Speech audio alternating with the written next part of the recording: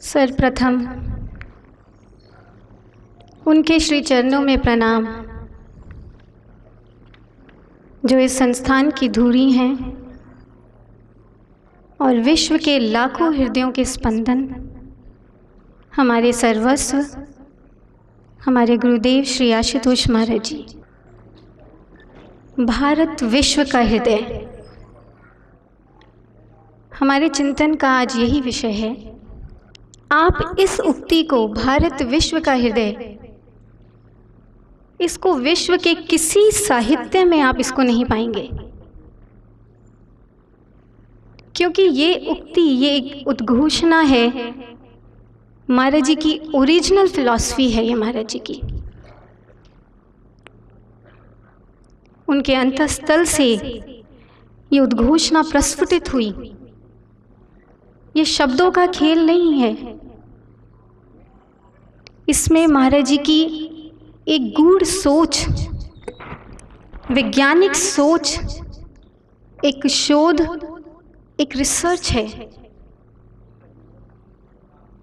क्या है वो सोच? एक बार यही जानने के लिए श्री महाराज जी के पास एक जिज्ञासु आए और उन्होंने महाराज जी से पूछा कि महाराज जी, आपने भारत को इतना महिमावान अलंकार दे दिया, विश्व का हृदय, ऐसा क्यों? तो उस समय महाराज जी ने एक बहुत अनूठा तर्क दिया और जो बहुत रेशनल भी था। गुरु महाराज जी ने कहा,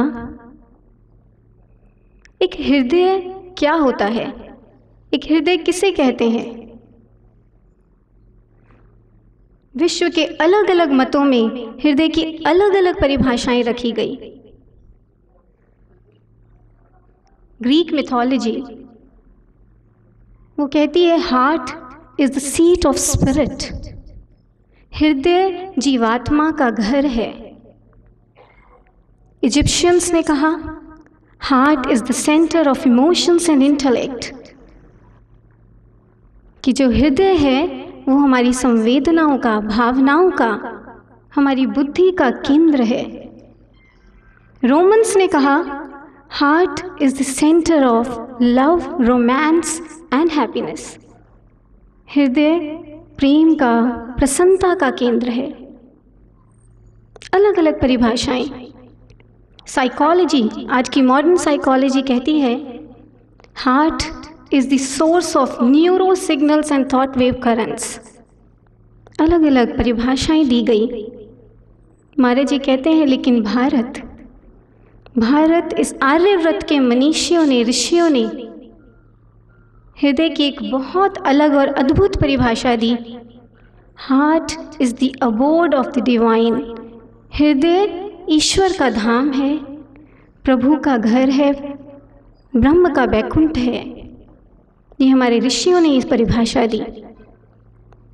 गीता में भगवान श्री कृष्ण ने कहा कि अर्जुन, ईश्वरा सर्वभूतानां हृदयेषु अर्जुन उत्तिष्ठति।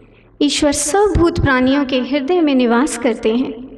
वेदों में, उपनिषदों में हृदय के लिए, हमारे ईश्वर के निवास स्थान के लिए, ब्रह्म के निवास स्थान के लिए एक उक्ति का प्रयोग किया गया, हृदय गुहम, हृदय गुफा। ईश्वर का निवास स्थान हृदय गुफा है। इतना समझाकर महाराज जी ने उस जिज्ञासु को कहा कि इस संपूर्ण विश्व में भारत एक ऐसा प्रांत है जिसे उस ईश्वरीय सत्ता ने बार बार अपने अवतरण के लिए चुना। अन्य देशों में, अन्य राष्ट्रों में ईश्वर के पुत्र आए, ईश्वर के संदेशवाहक आए, मैसेंजर्स ऑफ गॉड, खुदा के पैगंबर आए, लेकिन भारत, सिर्फ एक भारत ऐसा प्रांत है जहाँ पर साक्षात भगवान श्री राम, भगवान श्री कृष्ण, भगवान बुद्ध, इनका अवतरण हुआ। इस तरीके से भारत प्रत्यक्ष धाम है ईश्वर का। हृदय अप्रत्यक्ष धाम, लेकिन भारत प्रत्यक्ष धाम। इसलिए भारत विश्व का हृदय है जहाँ ईश्वर का अवतरण हुआ। इतना कहकर भी महाराज जी ने अपने वाणी को विराम नहीं दिया। महाराज जी का अन्वेषण और आगे बढ़ा।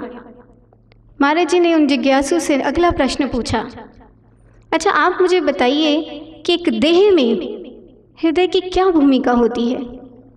इस समय महाराज जी बायोलॉजिकल हार्ट की बात कर रहे थे। तो उन जिज्ञासु वो मेडिकल साइंस के ज्ञाता थे, तो उन्होंने कहा कि महाराज जी हार्ट तो ब्लड को जनरेट करता है, ऑक्सीजनेटेड ब्लड जनरेट करता है, उसको पूरे शरीर में सर्कुलेट करता है, और फिर वही ब्लड जब डीऑक्सीजनेट हो जाता है, वेस्ट प्रोडक्ट्स उसके अंदर आ जाते हैं, गंदा मैला हो जाता है, तो हृदय उसको अपने पास खींचकर प्योरीफाई करता है, शुद्ध करता है और पुनः पूरी देह में सर्कुलेट कर देता है। महाराज जी ने कहा कि ठीक यही भूमिका तो प्राचीन भारत की रही। हमारे भारत में भी एक ऐसा अमृत, एक ऐसी जीवन सुधा, जीवन दायिनी सुधा का उत्पादन हुआ उस काल में। भारत ने एक ऐसे युग को, एक ऐसे काल को जिया जिस समय हमारी संस्कृति, हमारी सभ्यता, हमारा ज्ञान, विज्ञान, आदर्श, गुण, इन सब के माध्यम से एक ऐसी जीवनदायिनी सुधा यहाँ तैयार हुई जो संपूर्ण विश्व को जिसने सींचा, पूरे विश्व के एक एक अंग को जिस सुधा ने सींचा। महाराज जी का ये ऐसा कहना एक लॉजिकल एक्सप्लेनेशन। महाराज जी बताया करते हैं कि कैसे हमारे आर्यव्रत में जैसे हार्ट के दो फंक्शंस होते हैं, दो तरीके के ब्लड ट्रांसफरेंस होता है, ट्रांसमिशन होता है, उस तरीके से हमारे भारत में भी दो तरीके से ज्ञान का, सभ्यता का, संस्कृति का प्रचार हुआ। महाराज जी ने कहा कि भारत ने कभी भी उस सुधा अमृत को, जीवनदायिनी सुधा पर अपना एकाधिकार नहीं जमाया। और अन्य जितने भी राष्ट्र हैं विश्व के, वो बहुत सेल्फ सेंट्रिक जीवन उन्होंने जिया, बहुत स्व केंद्रित जीवन। आप रूस की बात करें, रूस में एक समय था जब वर्गवाद का नारा लगाया जाता था, workers of the world unite, संसार के मजदूरों एक हो जाओ। और इस वर्गवाद के नारे में इतना जोश था कि अन्य सारे वर्ग सहम गए थे। एक दायरे में सोचती, मजदूरों के लिए, सिर्फ एक वर्ग के लिए। आगे इटली में फासिस्टवाद आया, तो वहाँ हम देखते हैं कि वहाँ भी एक नारा बुलंद किया गया, और वो नारा था एवरीथिंग फॉर द स्टेट, सब कुछ राजतंत्र के लिए। और इस राजतंत्र की क्रांति में भोली भाली जनता पेरी गई। उसके आगे हम देखें अन्य देशों में, हिटलर की बात करते हैं, जर्मनी में हिटलर के समय में एक बहुत बुलंद नारा उद्घोषित किया गया, और वो था एवरीथिंग फॉर द नेशन, सब कुछ राष्ट्र के लिए। लेकिन उस नारे में भी सारे और अन्य राष्ट्र जो थे उनको नज़रअंदाज किया गया, सिर्फ एक दायरे में बंद कर। सोच एक दायरे में बंधी हुई थी, सिर्फ अपने लिए। महाराज जी ने कहा लेकिन भारत का आदर्श कभी ऐसा नहीं रहा। हमारे ऋषियों ने, हमारे मनीषियों ने सर्वभूत कल्याण के लिए, सबके कल्याण की, सबके सुख के लिए कामना की। सर्वे भवन्तु सुखिनः, सब सुखी हो, सबका भला हो। कृण्वन्तु विश्वमार्यम्, आओ पूरे विश्व को आर्य बनाई, पूरे विश्व को श्रेष्ठ बनाई, पूरे विश्व को सुसंस्कृत बनाई, सबके लिए लोकोपकार की भावना, सर्व कल्याण की भावना, ये भारत का आदर्श रहा। और इसलिए जब वो सुधा अमृत, वो ज्ञान अमृत भारत में उसका उत्पादन हुआ, तो एक हृदय की भांति, जैसे हृदय पूरी देह को सींचता है, भारत ने भी पूरी देह को अपने उस ज्ञान अमृत से, अपने उस सुधा अमृत से सींचा। उस समय, उस काल में अनेक अनेक प्रांतों से विश्व के बड़े बड़े विद्वान, जिज्ञासु अपने विश्व भरी मानसिकता को लेकर, विकारों को लेकर, वासनाओं को लेकर भारत आई, और भारत ने उन्हें शुद्ध करके वापस भेजा, सुसंस्कृत करके वापस भेजा। उस समय मनुस्मृति की भविष्यवाणी सच हुई थी, जिसमें कहा गया था कि हे भारतवासियों, एक समय ऐसा आएगा जब विश्व के अलग अलग प्रांतों से, कोने कोने से जिज्ञासुजन, ज्ञान की खोज में, शांति की खोज में, जीवन की खोज में तुम्हारे आर्यव्रत आएंगे और तुम्हारे ज्ञान, तुम्हारी सभ्यता, तुम्हारी संस्कृति से नैतिकता और चरित्र का पाठ सीखेंगे। और ऐसा हुआ, हर प्रांत से बड़े बड़े विद्वान हमारे भारत में आए और नैतिकता का पाठ सीख कर गए, ज्ञान का संदेश लेकर गए। और जैसे कि हृदय में टू एंड फ्रो बताया कि एक सर्कुलेशन, अगर रक्त हृदय के तक आता है तो हृदय उन्हें शुद्ध करके वापस पूरे शरीर में भेजता है। उस काल में भी ऐसा हुआ। ऐसा नहीं कि जिज्ञासु जन सिर्फ भारत आई, भारत से भी, भारत के भी मनीषी ऋषि अनेक अनेक प्रांतों में, पूरे विश्व में उन्होंने प्रसार किया ज्ञान का, अपनी संस्कृति का। महाराज जी कहते हैं कि इस भारत में सदा से दो सत्ताओं ने शासन किया है। एक सम्राट जो भूमियों के शासक थे, फिजिकल बाउंड्रीज को उन्होंने उस पर रूल किया। लेकिन दूसरी सत्ता कौन सी रही? उन्होंने भी पूरे विश्व पर डोमिनेशन किया, लेकिन वो डोमिनेशन हिटलर और मुसोलिनी जैसा नहीं था, फिजिकल बाउंड्रीज पर नहीं था, वो विश्व के हृदय पर डोमिनेट किया उन्होंने। और वो सत्ता थी परिव्राट। एक सम्राट, दूसरे परिव्राट। ये परिव्राट हमारे भारत के वो साधु, सन्यासी, ऋषि, मनीषी, संस्कृति के प्रचारक थे जो विश्व के कोने कोने में गए और अपना संस्कृति का संदेश, अपने मूल्यों को लेकर, अपने ज्ञान को लेकर जिस जिस भाग में गए उस भाग को पोषित कर कर आई, वहाँ वहाँ अपनी संस्कृति की छाप छोड़ कर आई। ऐसा भारत रहा हमारा। बहुत लोग ऐसा कहते हैं कि जो ग्रीक मिथोलॉजी है या जो यूनान दर्शन है वो भारतीय दर्शन का गॉडफादर रहा है। ग्रीक एक समय था, यूनान अपने आप में दर्शन, शास्त्रों का, विज्ञान का, ज्ञान का एक बहुत उच्चतम केंद्र माना जाता था। हर तरीके के एडवांसमेंट, हर तरीके की शिक्षा वहाँ पर मिलती थी। और इसलिए कुछ इतिहासकारों ने भ्रामक प्रचार किया कि ग्रीक दर्शन से ही, ग्रीक मिथोलॉजी से ही भारत ने सीखा है और वो भारत की गॉडफादर रही है। लेकिन महाराज जी कहते हैं ऐसा नहीं है, इससे बिल्कुल उलट हुआ। भारत को कभी किसी ने पोषित नहीं किया, भारत हृदय रहा पूरे विश्व का, भारत ने पूरे विश्व को पोषित किया। उस समय ग्रीक मिथोलॉजी में एक बहुत बड़े वहाँ के फिलोसफर, दार्शनिक थे पाइथागोरस। उनकी पाइथागोरियन थ्योरम हम पढ़ते भी हैं, hypotenuse square is equal to altitude square plus base square.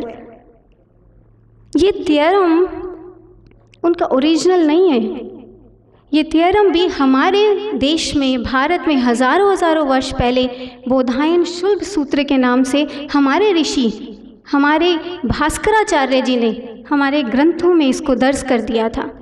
और पाइथागोरस उस समय हमारे भारतीय संतों के, हमारे भारतीय साहित्य के संपर्क में आया और उसने ये एक तरीके से उसी की इमिटेशन थी। उसका पाइथागोरियन थ्योरम हमारे बोधायन शुल्ब सूत्र का इमिटेशन था।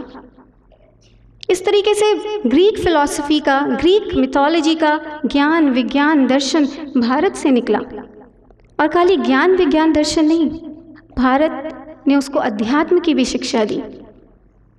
ग्रीस में, एथेंस में एक बहुत क्रांतिकारी संत ने आयाम लिया था, सुकरात।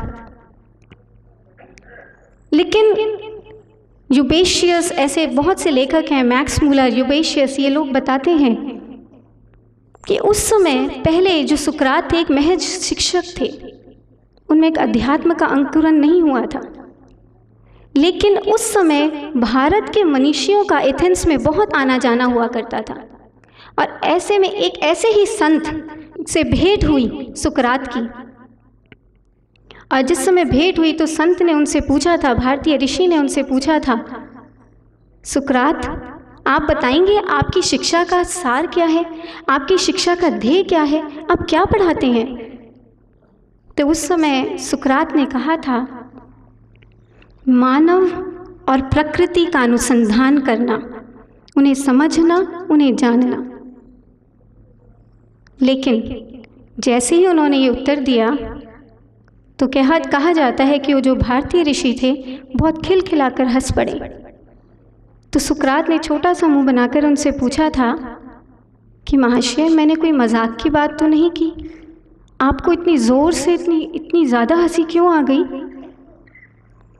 तो उस समय भारतीय ऋषि ने जो कहा था वो डॉक्टर एस राधाकृष्णन अपनी एक स्पीच में लिखते हैं कि उस समय वो भारतीय ऋषि कहते हैं, dear, how can you unravel the mystery of manhood and nature at large unless and until you have not unravelled the mystery, the essential substratum behind both of them. तुम मानव और प्रकृति को कैसे समझ सकते हो जब तक तुम उन दोनों के आधार में जो एक सारभूत सत्ता है, वो दैवी सत्ता है, उसको नहीं जानोगे।